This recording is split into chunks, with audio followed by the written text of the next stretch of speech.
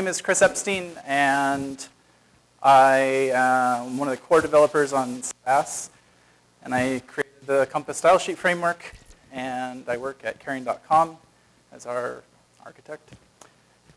This is Chris Taylor, and when I first got invited to come and speak here, I sat down with Shay and had a nice little conversation one morning. You know, he told me a bit about the challenges that people at Groupon here were facing, and it really resonated with kind of what we had gone through at Caring.com, and as well as things I've heard from different people on the internet. And so I thought, you know, instead of coming and just telling you about the features of Compass or something else, I would come and talk to you guys a little bit about one of our more recent projects, which is the creation of our internal style guide. That's a living style guide. And I couldn't have done that project without Chris Taylor, so I invited her to come and join me for this talk. And so while we were coming up with the concept of this talk, I kind of came up with this idea that there were 4 noble truths, but I don't know too much about Buddhism. I happen to be a practitioner. When I came to Caring.com, we had 4 different UIs, and they were all live on the site, and it was driving me crazy because I'm a user experience person. I care about consistency, I care about ease of use, ease of learning, and these things just weren't happening. So Chris and I sat down together, and we determined that really what we had was a problem very close to the Buddhist philosophy of the Four Noble Truths. And so we've put together a talk all about these 4 noble truths. You are suffering, and we were too. Style sheets are the source of your suffering. Weren't you going to talk about how style sheets are the source of your suffering? Hey, there we go. I don't actually talk with a mic much. You know, CSS kind of devolves into madness very quickly. And you know, we can add all kinds of preprocessors and layers on top of them, but unless we fundamentally approach the construction of style sheets properly, you still end up with madness. And so, you know, we were already using SASS when Chris came, but there was still no sense of true order there. But you can be free from suffering. You don't have to live like this. And the answer is living style guide and self-discipline will free you from your suffering. Lots and lots of self-discipline. One of the things that I experienced over the past like 5 years of my time at Caring, and of really, you know, even before starting to work on SASS and working at Caring.com, I've always found that style sheets were like the worst part of web development. And so I really wanted at this job to make that not be the biggest pain point of our application. And since we were building a mostly content site, it made sense to get that part right. But I noticed this big trade-off I feel like it's pretty constant in software in general, which is this trade-off between developer speed and flexibility. And every time that you increase developer speed, you end up adding a bunch of ability to do reuse, but that reduces your flexibility, which causes lots of and then if you want flexibility, you have to add repetition, which decreases developer speed, and it's just this endless cycle that never really, you can never really break out of. And so when we first started, I was writing a bunch of hand-coded CSS, and I would hear the designers ask questions like, Why is it so slow to make new pages that look similar to each other? and it was a good point. I guess I needed to start doing more like class name reuse and things like that, save a bunch of time. And I was really happy because I found this CSS framework called Blueprint and started using it. I was so fast, I could just crank out web pages like nobody's business. But then a new request would come in. Hey, could you change that little bit right there? Oh, I like how you guys get to see the, oh no, that's not the next slide, okay. You get to see both slides. Double, they're seeing double. But you know, the thing was, if I change that one little bit that was requested, then, you know, because of all the coupling and reuse, now it would kind of be somewhere else too. And we got this spaghetti situation. Yeah. But why? Because those things aren't related. Well, so I guess what I really needed to do was to sometimes change my class names, but sometimes not. Yeah, you know, screw it. Let's just go scope styles, content semantics. We'll write a bunch of SASS. SASS makes this really easy. And I was so flexible now. I could just, anything that they wanted built, could crank it out in no time flat. We were pretty happy about that. But why is it so hard to make this one change that goes across the entire site? I didn't know those things were related. Well, of course they are.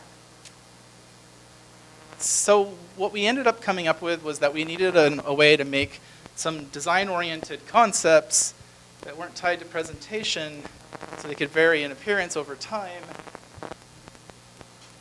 I think we should just work on this together. Great idea. And so what we came up with this idea of creating more of a application concept framework. And we embodied it in the form of a living style guide. You can have a living style guide and it wouldn't be an application concept framework. It would be something else. Just a bunch of class names. So we need to take that calming widget and we need to make it more of an excitement widget. And we also need to, while we're at it, take the attention widget and make it blue instead of brown. Oh, no problem. Sweet. And so what we found after developing this and rolling it out, we've been using this system for about a year now, is that having really good names and appropriate concepts in our style sheets has been really the key to maintaining our software. And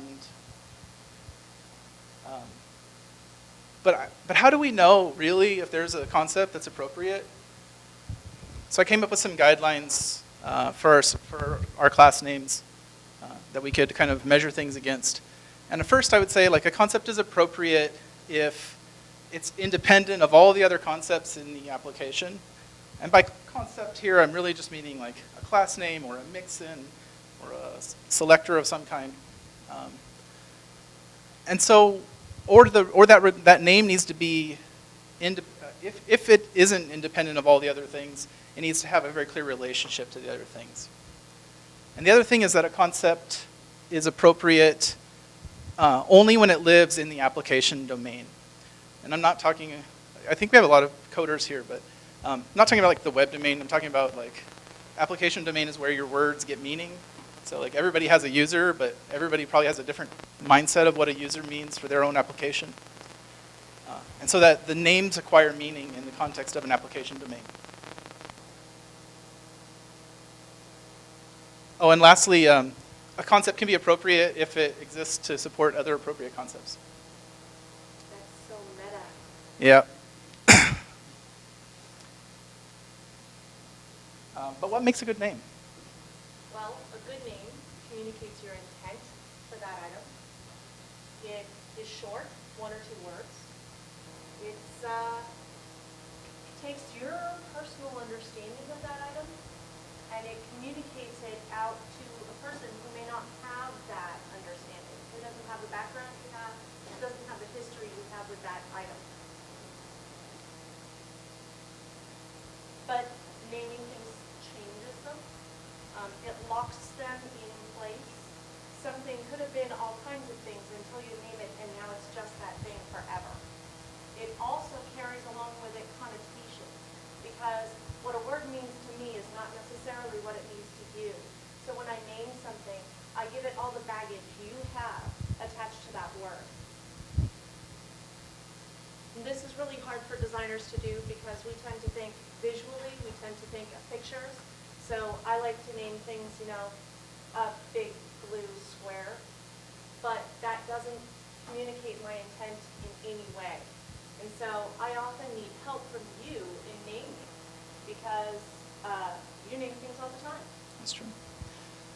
But before we can really start coming up with good names for the different design concepts in our application, we need to talk about what are the fundamental constraints of design that are forced upon us by web browsers forced upon us by the web model in general.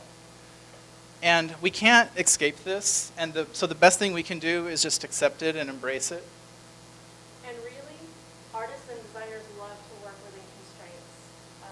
It's almost freeing to work within constraints. That's why you have sculptures that are made entirely of toothpicks, because the constraints are, they give us great creativity.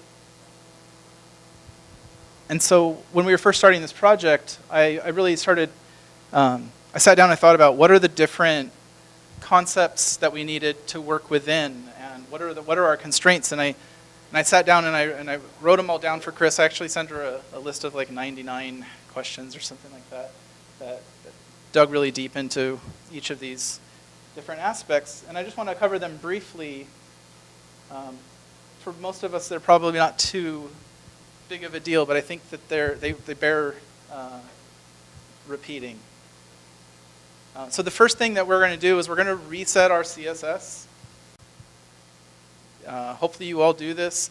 It just takes the ambiguities of browser defaults out of the equation and lets us start to build sane style sheets on top. The other thing that's just an aspect of CSS development is that styles are additive. They come in through the inheritance tree of our document. They come in through the cascade of our styles. And you can't turn them off. It's a feature I've asked for from the CSS working group, but they haven't made it for me yet. So until then, what we really need to be able to do is carefully craft where we're placing our styles and where they're showing up on our elements, because we don't want to be starting to have to turn things off. The second you're trying to turn off styles in your classes and things like that, you're in such bad shape. It's definitely a code smell. So now that we understand these basic concepts, what we're going to do is try to take a basic object and construct it along these lines. So here's some content. It's just a little example object I whipped together. Some content that is completely reset, has no styles. But we're going to add, what did I add there? Some background maybe? Yeah, that's background. I can't see it. All right. I can see it as background. Oh, okay. Sorry guys, the resolution up here is pretty bad.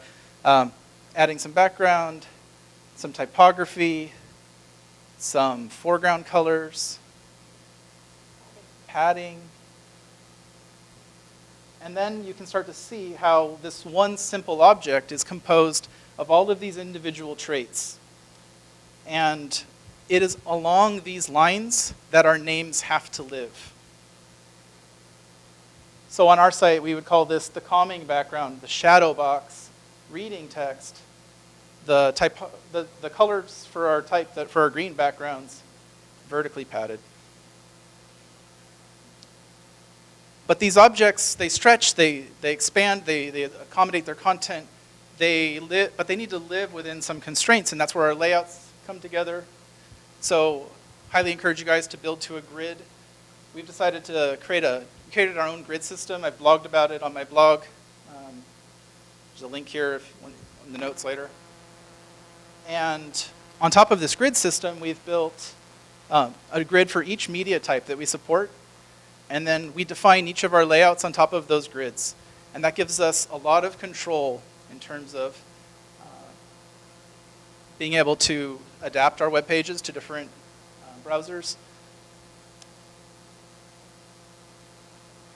And I want to make a special note about the typography real quick, because I think a lot of people on their websites tend to do something like normalize, where they reset their typographic elements across their entire web page. Stop. I'm trying to promote this idea called opt-in typography. And that means that by default, any element on your page, if it doesn't have a typography set kind of in its local area of the page, then you're not going to get any type, any fonts, things like that. And I'll throw in a plug for the concept of vertical rhythm. If you don't know about it, Google it. If you do know about it, hooray, use it. It's incredibly wonderful for you as a designer. It's great for your users. It promotes a sense of calm and well-being and happiness, and it takes you right back to that Zen. Everyone is happy when you use their vertical rhythm, so please do. And Compass comes with a vertical rhythm module built in, so tries to make it pretty easy. And then, of course, lots of people have very interactive widgets on their sites, and we were no exception to that rule. I actually don't think that we've done anything phenomenally interesting with our widgets, but Jonathan Snook has a book out called SMACS, stands for the Scalable Modular Architecture for CSS, and he goes into a great amount of detail around how to manage application state and design around that. So I highly recommend his book. It's like a few bucks on the web. You can download an ebook. It's easy reading. And then, of course, we have media. So here I want to just show you a few tricks that we've been doing using SASS to support building out responsiveness on our website. Oh, yeah. Laser pointer. Okay, so a feature that I added to SASS, actually for this project, was the ability to pass content to Mixins. And when that content comes in, you can basically place it where you want within your Mixin. So the way that looks when you're using it is you can say, include for handhelds. For this selector, make it display none. So we just want to turn images off. And what SASS will do when it sees that is generate this media query and place the content inside of it. So you'll get to see that right here. And this makes it really easy to maintain a common set of breakpoints and not have to worry about if you want to change those or whatever. And also it lets us, you can see here, we can actually turn responsiveness off. So we build two versions of our style sheets, one for responsive pages, one for non-responsive pages, because we don't always want to build every web page and test it in all those different modes. Non-responsive is the exception, not the rule. Definitely.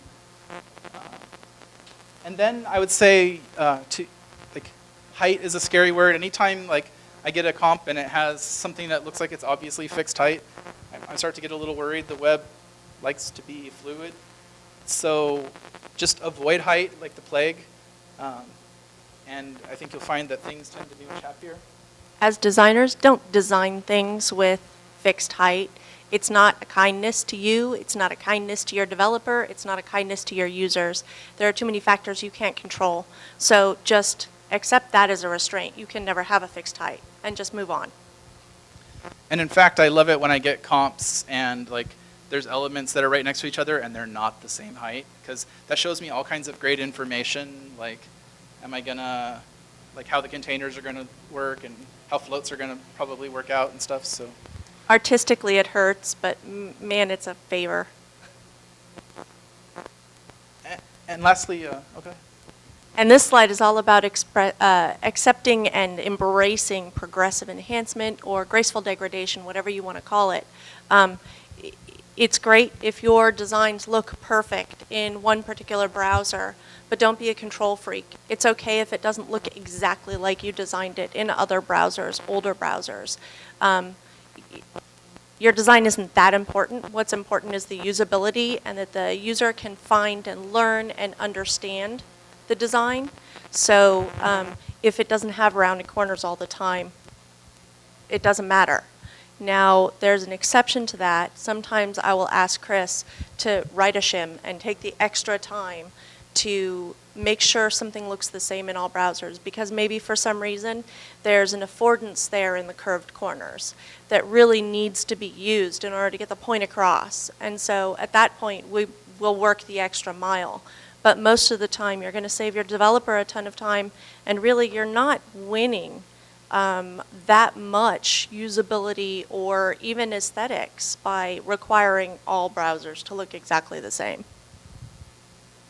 And if you have a flexible designer, and when they ask for that little bit of inflexibility, you're like, all right, I'll do that for you. So now that we understand the laws of browsers, I think, and we really need to find a way to bring some order to it all. And at this point, turn things over to Chris to talk a little bit about designer intent. So earlier, when I said that part of your process is that you need to start naming for intent, this is what I was talking about. Design is not art. Don't throw anything at me. I mean that as an artist. Design is science with an artistic flair. When you are doing interface design, you are designing on scientific principles, okay? And so you need to know what those principles are, or you're not a good designer. Sorry. So you express your intent because you knew what your intent was. But this is hard. It's really difficult to come up with this intent sometimes because you know it in your intuition, you know it in your gut, you feel it, but you haven't necessarily found the words for it. So it should be a collaboration. Can you go back one? Thank you. And you should get help from your developer. As developers, I think, we work in a textual world, we give names to everything, and I think it comes really a second nature to us to just start naming things. But designers are a bit more squishy, and they tend to want to communicate emotion and things like this. And so it's hard because, when I ask Chris, well, tell me about this unit, and I get a treatise, and I'm like, yeah, but He gets a philosophical paper. we need this to get down to a few words. So then it's hard, and so we just, we work a lot to try to come up with really great names for things. Developers name things every day.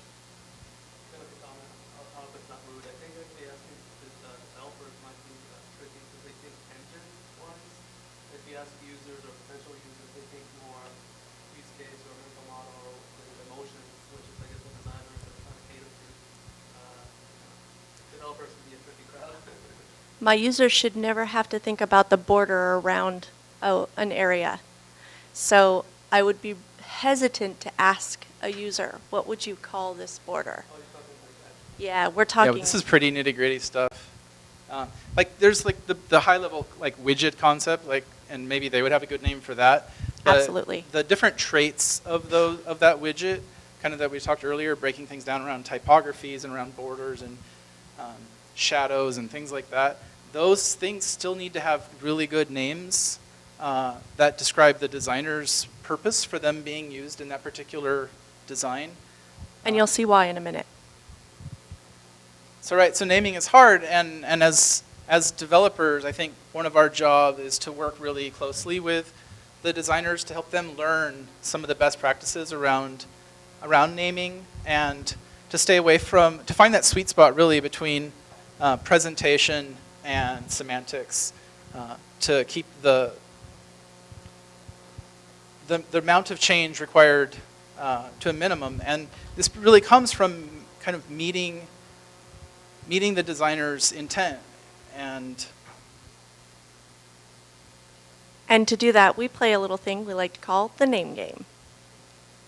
so I'll get a new comp from Chris, say, and I'll be like, oh, hey, what do we call this new container here? Oh, that's a vibrant blue box. Well, okay, but why do we need a vibrant blue box? Well, it gets attention without distracting from the primary CDA. Oh, okay. Well, then it's like a secondary box, right? No, because this isn't really the secondary thing. This is, blue represents user-specific information. Oh, okay. Well, why don't we call it a user box? That sounds like a good semantic name. No, because this box is for, a user box isn't vibrant. This box is to get somebody to do something. All right. Well, how about a user to-do box? Yeah, that works. Cool. Of course, when we play the name game from time to time, it doesn't quite go that smooth. Oftentimes, the reason we're playing the name game is not because we're coming up with the name for a new design concept. Usually it's because I see a new use of a design, and we have a name for it, and I'm like, I don't think that, you called it a user to-do box, but now it's being used for this other thing, maybe accounts or some other thing. Why? And so then we have to play the name game again, and these cases are harder. They're much harder. And so sometimes I think what you have to do is, if you can't, as a team, come up with a good name, maybe just wait. Maybe you don't fully understand the concept that's tying these things together, and you need to just take a more hackish approach. That's fine. Or maybe for consistency's sake, you need to change your design. Maybe you're reusing something you shouldn't be reusing in that way. Maybe you've invented a new thing when you already had something for it. So be willing and flexible and ready to change your design. It's not about the art, it's about the usability. And sometimes we just give up and pick two names. Maybe by the third name or the fourth name, we'll start to see some thread that ties them all together. And because the names are kind of specific and not too general, you definitely want to avoid like too general of names because they're going to get totally misused across your app. And that'll be a mess to clean up. And to specify, I think in 1 year we've only done that once. Maybe twice. But at the end of the day, if developers and designers disagree, the designer wins. And that's because, listen guys, it's their idea. You get to name your user factory model thing, but this is their idea, and they get to call it what they want. And because the name carries all the baggage, maybe there's something you just don't get about it. And if you have a problem with their name, give them the power to own this, because by having this shared vocabulary between the design and dev teams, it's going to be a really nice result. And honestly, if you are having a problem with the name, if it's just not resonating and the designer won the name game, but God, every time you apply it, it just doesn't work for you, tell the designer what's not working, because part of our core skill set is taking a problem that isn't working and solving it. That's what we do, and we love to do it. So now you understand. Your style sheets are an issue. You need to start naming. You need to work in a fundamental way differently. But where do you start? You start by changing how you think. It's very common to think of design as, I'm making a comp and this is a beautiful picture and it's got a purpose and it does this thing. And you think of it in elements and areas, but you don't necessarily think of it as pieces of code. And when you do start thinking of it as pieces of code, it really lends itself, almost naturally, into being a living style guide. But you have to reapproach those fundamentals. The style guides must live in code. Let me say this again. Style guides must live in code. For 16 years of my career, I have been making style guides that are PDF documents that I work for weeks on. I make them beautiful and magnificent. I try to make them cover every possible pixel, and I hand them out. I disseminate them to the entire team, and no one looks at them, because it's a pain in the butt to have to read that big tome I just wrote up. But what do developers read every single day? They read code. So practice usability. Take it to the people in the form that they are used to, and make your style guide live in code. This is an actual screenshot of a page of our style guide. It's HTML. And because of the coupling between HTML structure and CSS structure and all these things, having it there, explaining itself and eating its own dog food, like our style guide is using the exact same style sheets that our applications are using. So if we make a change, it just rolls into everything and right away. No more obsolete document the second I send it out. But where do we start? So you start with your content inventory, and then you break that inventory down from this widget to this container, these backgrounds.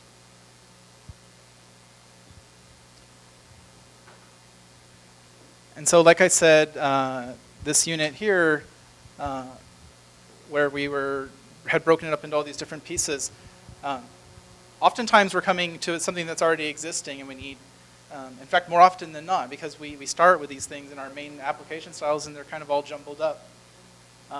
And so actually here is the CSS or the SASS code that I wrote to build that widget. And this is great SASS code. I wrote it, so it must be. But I don't know, it's kind of just property soup. Like, why is there a 10 pixel margin, you know? Why is the font weight, you know, why are we adjusting the font size to that particular font size value? You know, these are questions that aren't answered by the fact that this widget is named the user to-do list or whatever it's called. There's no intent clear here. Exactly. So we need to refactor. One thing I want to point out is that our industry thinks that the very best thing we can do to make sense of the order of our properties in a particular assigned to a particular selector is to alphabetize them. I think we can do better. So these things highlighted in red, there are typographic elements. So what we're going to do is we're going to pull them out. And I don't know if you guys can tell, but I'm using a brand new SASS 3.2 feature called a Placeholder Selector here. They have a % sign. So what that means is that this is like a class, except it doesn't get output to your CSS until you were to extend it. In which case, the selector that gets rendered is now basically, you know, pound example, and then it will have all this content. So you would never see reading text in your output using this feature. So we don't stop there, though. We're gonna go to each of those concerns that are fundamental to design and to CSS, and we're going to extract the properties out, and we're going to give each one a name.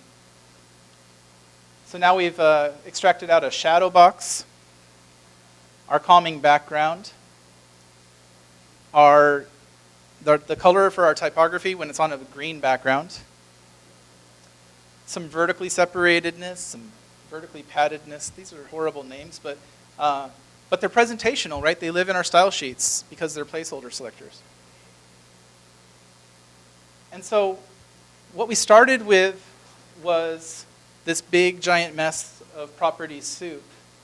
And what we end up with is a description of an object. What we're saying here is this example object is composed of reading text in a shadow box.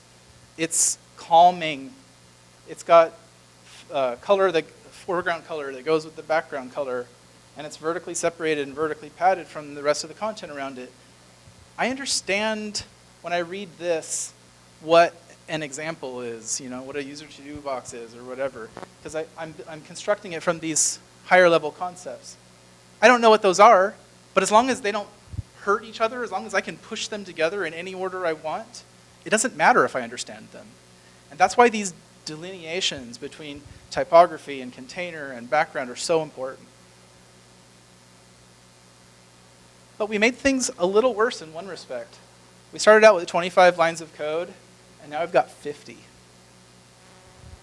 But I think this is okay, because none of that was reusable. We had only built a singleton object for our entire website. And now what we have is a little tiny non-reusable piece and 40 lines of reusableness. So I think it's a win. And on the net, when you start to build this out and you have all these reusable components and you actually reuse them, you save a lot in terms of total code. Okay, so now the punchline. If you write your code like this, lovely, purely semantic markup, awesome extends, your style sheets will be bloated and huge, and your users will be sad because your website will be slow. So instead, we actually are not using placeholder selectors very much. We're mostly using class names, and we're just letting the class itis live. The place where we do use placeholder selectors and extend a lot is to make sure that anytime there's a class, but it has to always be used in markup, like next to another class, that's always an inheritance relationship. We'll always create an extend there. But if you're not, if you don't have that property, if they can be composed, then we do that in the markup. And actually, the developers really like it. I'm a purist, though. It makes me sad. But my point is that this was a great start, and if you're writing Sass code like this, you know, good on you, because this is where we start. We put this into our application code, and we don't start doing all that stuff about refactoring it until it's time to start doing a lot of reuse.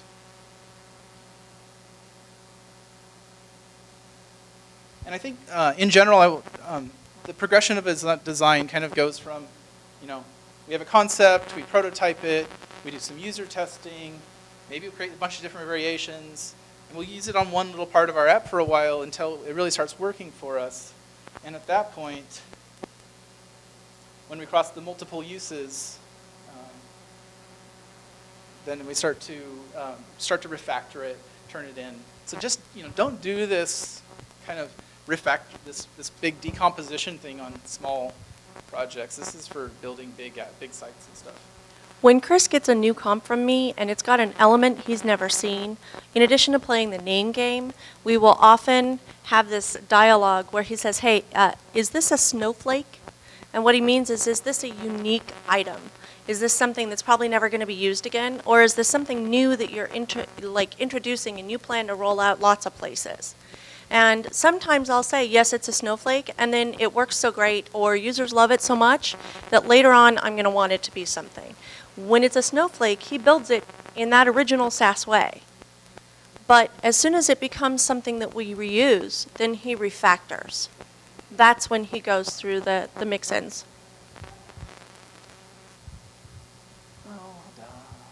All right. So I wanted to talk a little bit about where we put all this stuff, because there's a lot of styles. So we actually break up our app styles into 3 main categories. The first category is the library. These first 2 categories actually live in our style guide. It's a Ruby gem actually that gets included into all of our Ruby apps as a Compass plugin, and so the library is such that you can import it into any style sheet. You'll get no output. It's just configuration, constants, mix-ins. Could have placeholder selectors, but it's not going to have any output. Then we have our foundation. This is where we define our class names, where our reset lives, where our layouts live, widgets, things like that. And the job of the foundation is to map these core presentational concepts into application styles that are within the application domain, or sorry, the visual domain of our application. The pure application domain is down here in the app, and that lives in a different part. And where we have here is like different features, different pages, different products, and then big concatenated style sheets. And we have a lot of flexibility to adapt to traffic patterns, to deliver just the right amount of CSS, to maybe turn responsiveness off or whatever on different pages. And also, this is where our experimental styles live until they've been refactored. So where does all the designy whiny stuff come in? Let's have a moment for the doctor, shall we? So, like many other designers, my initial thought was, okay, so I've got this page, and I've got this area on this page, and this area is a thing. And so build that thing, Chris. But I had to change the way I thought about my designs. I had to start thinking them in the components of that design. So this is a thing. It's made up of a border and a background and a shadow and padding and all of these other aspects. I had to start thinking of them in terms of code, even though I don't write the code at the company. And so you can see this is my UI library. It's a PSD file that I use to make comps. Over here are my layer groups, and you can see that they exactly mirror Chris's fundamentals. These all mirror his classes and his mix-ins. And if you just go to the next one.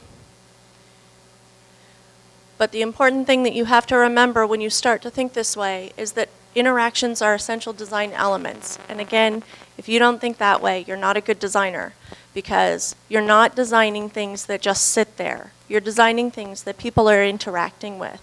So every interaction needs to be part of those design elements. You need to be thinking about that. And when you do, your design process becomes almost exactly parallel to the dev process.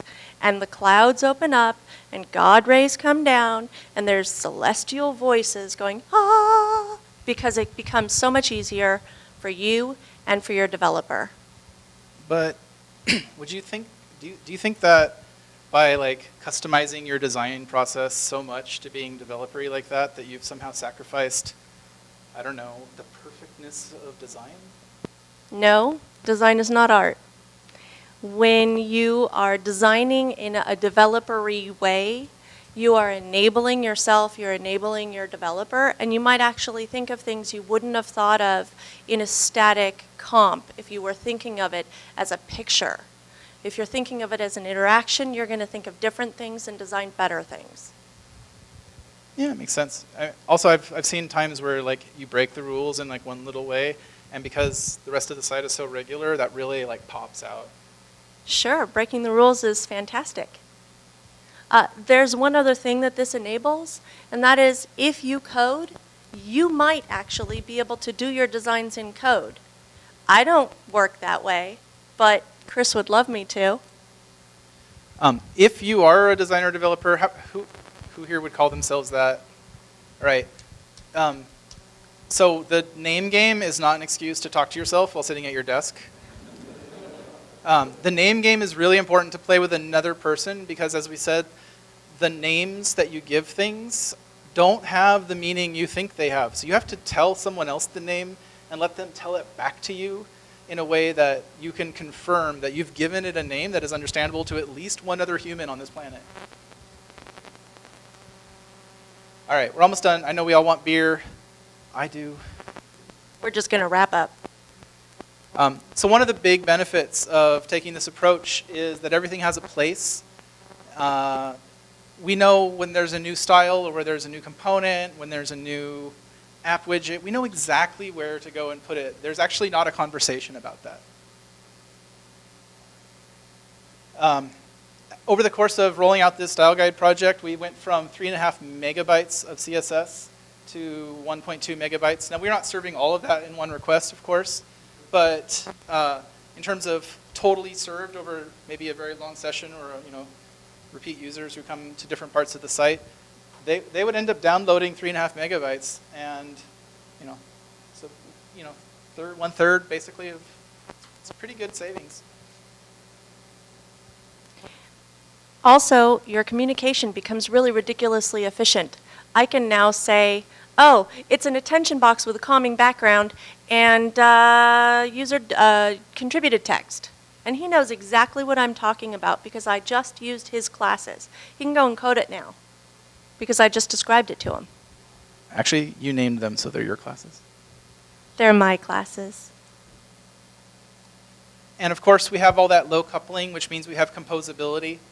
And actually, you get a lot of variation through adding one new concept. Now, actually, you can put that in a lot of new places. And you end up with something that is really built to last. We've been using it. All right, pyramids are probably a bit of an exaggeration, but we've been using this for about a year now. I hope we'll finish rolling it out soon. God, I hope so. And I think our hope is that this will last us for 3 years, 4 years, something like that. Of course, it's not all roses and butterflies and ponies. It actually takes a little bit longer for developers to come up to speed. There's just this immense vocabulary. They can't just come in and start throwing a bunch of properties together and hopefully it'll all work out. Like they have to learn. The style guide makes a nice way for them to learn that. They're able to go through it and see everything categorized. Things are a bit harder to debug. There's a bit more abstraction. Of course, there's classitis on our markup now, which I'm not a fan of. But this was a lot of work. Like we put in, for a startup, a considerable amount of effort in this because we really decided it was time to start valuing that consistency over developer speed. I'm sure the pendulum will come back a different way someday. It was 4 whole sprints. Yeah. Questions? Actually, just going to add to the naming thing there. I find it really, really helpful to actually use a thesaurus or I mean, if you're on a map with one of the star, I mean, it's like right there. So you can't put your finger on it. Just like start typing the words in there and you get like. Absolutely. I pulled out the thesaurus when we're playing the name game. That thesaurus is out all the time, and and I've tweeted this a couple of times now. It's like one of my best, most important developer tools, is the thesaurus on Mac. Come on, that's a question. This isn't actually a question. By the way, I thought that was fantastic. So, Thank you. really, really great. I think that's like the point you're making while about style sheets is pretty general to programming in general. I think you really get a lot of power with something once you name it. It really gives you a lot of control over it. And there's actually you reminded me of a book which has a really long title which I actually looking for. There's a book called Through the Looking Glass: Why the World Looks Different in Other Languages by a guy called Guy Zusha. And it has this part in it about like they take this laptop with like a bunch of different colors, some blues and some greens, to like a African tribe that doesn't have a different word for those colors, and they can't tell the difference between them. Like by actually having different words for the colors, it actually helps you distinguish between them. Yeah, I read that blog post recently too. It kind of blew my mind. I think I sent it to you too. Yep, There's loved like it. a connection between words and actually how we see things. And Yeah, there's a talk by CD Baby guy. Anyways, and where he talks about in like Japan, they don't name the streets, they name the blocks, which is like kind of mind blowing. In the back.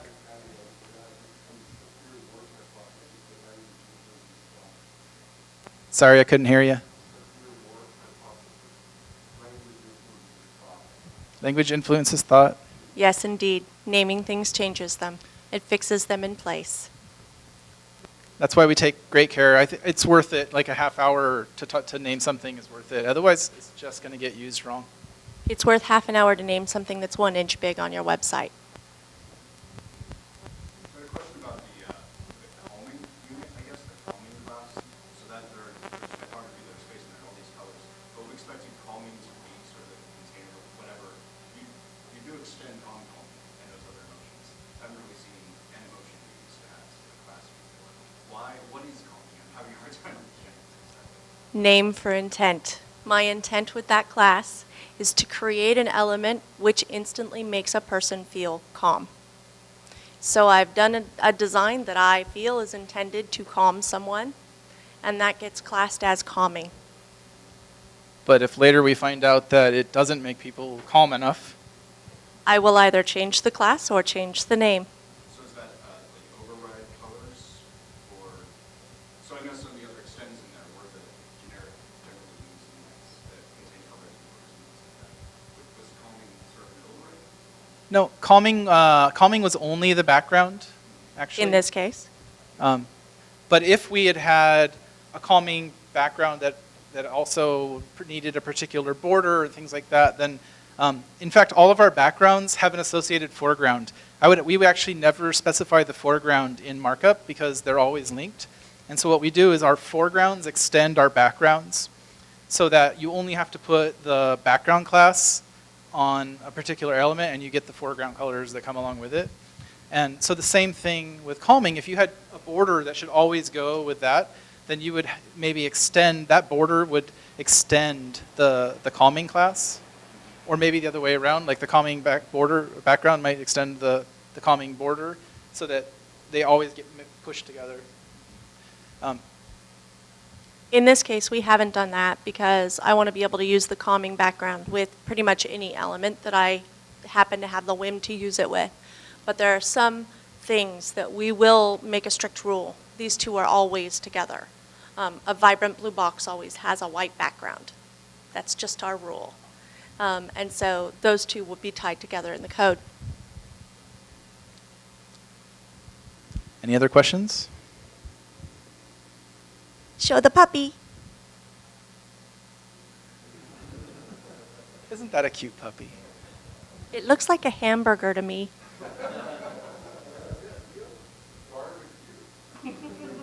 Anyways, I'm at Chris Eppstein on Twitter. If you guys have questions about this today or down the road, shoot me a tweet. I basically am always on Twitter. I'm less often on Twitter, but I'm at Shotoshan, and I am responsive.